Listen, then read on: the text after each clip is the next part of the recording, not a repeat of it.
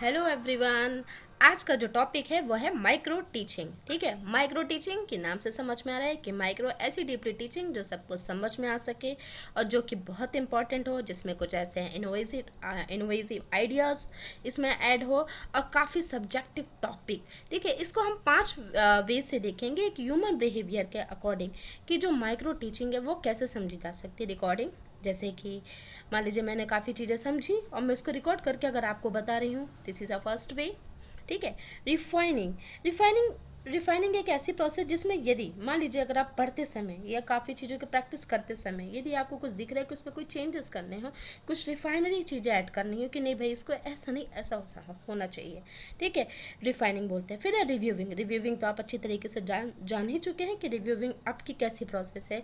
किसी बार का यदि लिया हुआ एक ऐसा चेकलिस्ट जिसमें सारी चीज़ों हैं कि नहीं, उस चीज़ को यदि हम ऐड कर रहे हैं और सारी चीज़ों को एक अपने लेवल में हम उसे चेक कर रहे हैं और उसकी प्रॉपर एक लिस्ट बना रहे हैं और उसको बता रहे हैं, तो वो रिव्यू होता है कि हाँ भी सारी चीज़ें होंगी। ठीक है, रीडूइंग कि आपको लगता है कि सारी चीज़ आपको दोबारा करनी है, अगर आप एक बार कर लेगा आप सेटिस्फाइड नहीं हैं और उसे आपको करना है तो उसे हम कहते हैं रीडूइंग। फिर है रिस्पॉन्डिंग। रिस्पॉन्डिंग है कि आपने सारी चीज़ें 4 सेक्शन हैं जो आपने अप्लाई किए, ये एक टेक्निकली वे में चीज़ें हैं कि आपने अप्लाई किया है। उसके बाद रिस्पॉन्डिंग कि सामने वाले का रिस्पॉन्स कैसा है, किस बेसिस में है कि वो क्या आपको रिस्पॉन्स कर रहा है। अगर नहीं कर रहा है मतलब है कि अभी भी कुछ कमी है। ठीक है, अब उसमें फिर आपने कुछ चेंजेस किए, तो यदि जो भी आपने चेंजेस किए एक माइनर लेवल में जाके, तो उसी को हम माइक्रो टीचिंग कहते हैं। ठीक है, माइक्रो टीचिंग एक मतलब कि इंट्रोडक्शन है कि है क्या, उसको किस लेवल में किया जाता है। अब माइक्रो टीचिंग के लिए बात हो रही है अब मीनिंग की। चलिए अब हम मीनिंग देखते हैं। डायग्राम आप बना लीजिएगा, बहुत ज़रूरी है। जैसे कि मैं हर बार कहती हूँ, नोट्स आप प्रॉपर वे में जैसे कि आप हमेशा लेते हैं उसको लीजिए और उसको लिखना ज़रूरी है, तभी आप समझ पाएंगे। अब चाहे लर्निंग एंड टीचिंग आपके किसी भी सेमेस्टर में हो, ये आपके लिए फ़ायदेमंद ही साबित हो सकता है और एक्सप्लेनेशन आपको अपने लेवल में ही करना है। नाउ नेक्स्ट, यस नेक्स्ट है मीनिंग। मीनिंग में हम देखते हैं कि एक्चुअली में जो माइक्रो टीचिंग है वो है क्या। कि micro teaching is a simple procedure, एक ट्रेनिंग प्रोसीजर होता है कि जिसमें कि टीचर को ये बताया जाता है कि वो सिंप्लीफिकेशन को ऐड करके अपने सारे आइडियाज़ कैसे स्टूडेंट तक पहुंचा सकती हैं, वो भी कम समय में। कम समय में हर एक टॉपिक उसे पूरा क्लियर करना होता है, लेकिन इसके लिए कुछ टर्म्स होते हैं कि माइक्रो टीचिंग मतलब है कि ये नहीं होता है कि बहुत सारे बच्चों के साथ की जाए। इसमें आप देख रहे हैं कि स्किल डाउन टीचिंग एक वर्ड लिखा हुआ है कि इसके लिए जो ट्रेनी टीचर होता है, ट्रेनी टीचर को इस तरीके से प्रोसीजर बताया जाता है कि जिसमें स्केल डाउन टीचिंग कि जो कि सारी चीज़ों को बहुत ही डीपली में लेकर एक एक पॉइंट तक यदि बताया जाता है कि डाउन टू अर्थ।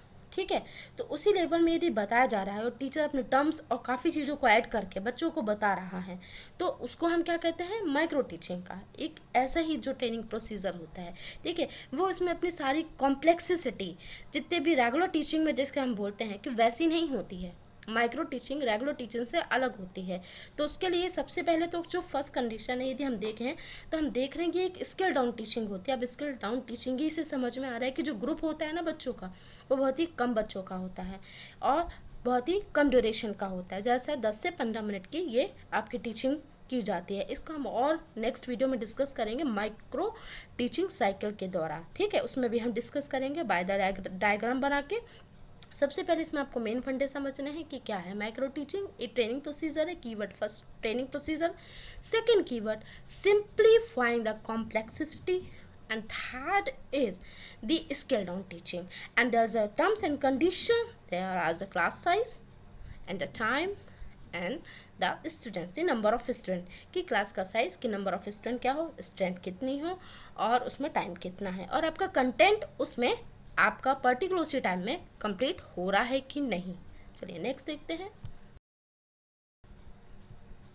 नेक्स्ट है ये प्रोसीजर, एक छोटा सा प्रोसीजर मैंने आपको एक साइकिल के थ्रू बताया हुआ है कि प्रोसीजर कैसे आप इसको बता सकते हैं। मैंने अपनी सारी चीज़ें भी इसमें ऐड की हुई हैं, जो मैंने जैसे कि रीडूइंग भी ऐड किया हुआ है, री teaching.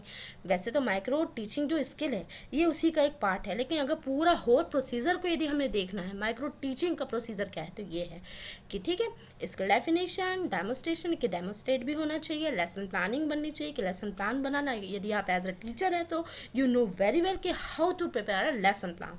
Okay, conducting the lesson, discussion and conclusion also, replanning, reteaching means यदि एक बार पढ़ा लिया है, आपको लग रहा है कि क्लियर नहीं हुआ है कुछ पॉइंट्स, तो आपको क्या करना है, उस पॉइंट को दोबारा बताना है। रीडिस्कशन, एक बार तो डिस्कशन हो गया लेकिन लग नहीं रहा है कि क्लियर हुआ है, ठीक है, तो क्लियरिटी के लिए, ठीक है, परफेक्शन के लिए हम क्या करते हैं, सारी चीज़ों को दोबारा करते हैं, ठीक है, इसलिए हमने री लगाया हुआ, री मतलब कि अगेन। तो आपको प्रोसीजर को बार बार समझाना है। माइक्रो टीचिंग का यही फंडा है कि हर एक चीज़ बिल्कुल क्लियर होनी चाहिए, ठीक है, इसलिए प्रोसीजर है, डायग्राम बना लीजिए और नोट भी कर लीजिए, ठीक है। डायग्राम नोट्स मैं बार बार क्यों बोल रही हूँ, इसके लिए आपको मैं एक और वीडियो बनाऊंगी कि मैंने क्यों बोला था आपको नोट्स मेरे साथ ही बनाइए, तभी आपको फ़ायदा मिलेगा। अदरवाइज नॉर्मल वीडियो प्ले और पॉज और आगे मूव फॉरवर्ड करने से आपको कोई भी बेनिफिट नहीं मिलेगा, ठीक है। टाइम पूरा लीजिए वीडियो का, तभी आपको समझ में आएगा, एंड तक देखेंगे तभी समझ में आएगा। Next, yes, definition.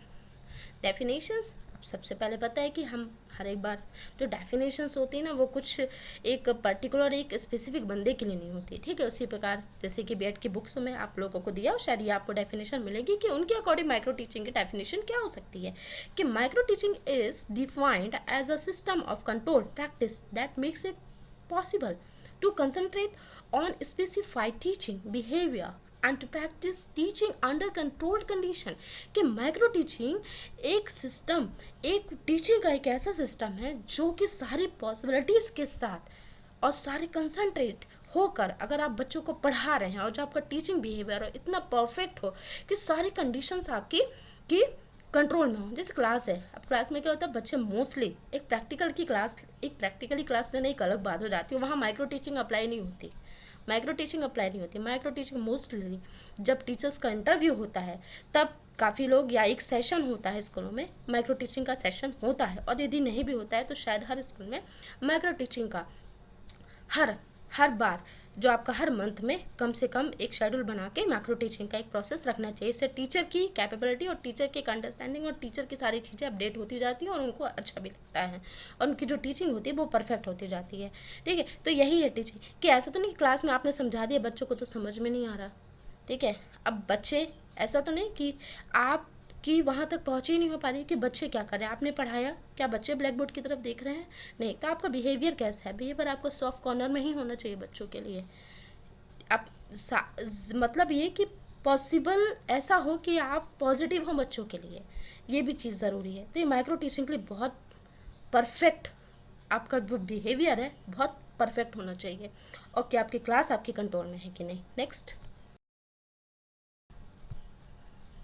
नेक्स्ट है क्लिफ के द्वारा जेएनसी, जो एक दूसरे अदर ऑथर हैं, उनके लिए सन भी मैंने लिखा हुआ है, आप इसको सन को नोट कर लीजिए। कि अब ये जहाँ तक बहुत ज़्यादा मैच करती हैं, अगर अपन का जो फंडा है कि माइक्रो टीचिंग यदि अप्लाई करनी है तो सबसे परफेक्ट डेफिनेशन है कि micro teaching is a teacher training, मतलब आप या मैं प्रोग्रामर की programme which reduce the teaching situation to simpler and control encounter. हम सिचुएशन के अकॉर्डिंग जो कंट्रोल जो हमें चाहिए, जिस लेवल में हमें कंट्रोल करना है वो हम कर सकें, और एक लिमिटेड टॉपिक को लेकर और अपने सारे स्किल्स को वहाँ कम समय में कम बच्चों के साथ, मतलब कम क्लास, मतलब जो कम है क्लास की स्ट्रेंथ 6 से 8-10 स्टूडेंट होने चाहिए, इतने स्टूडेंट के साथ हम बता सकें केवल 10 से 15 मिनट में, ठीक है। तो इन्होंने एक सिंपल सी डेफिनेशन दी है जो आपके लिए तो बिल्कुल परफेक्ट होती है, और शायद मेरे लिए भी, शायद जो लर्नर्स हैं, जो बीएड ऑलरेडी ट्रेंड टीचर्स भी हैं उनके लिए भी हैं, शायद कुछ चीज़ों को यदि वो भी वीडियो देख रहे हैं तो उनके लिए काफ़ी चीज़ें रिव्यू हो सकती हैं, रिकैप कर सकते हैं, वो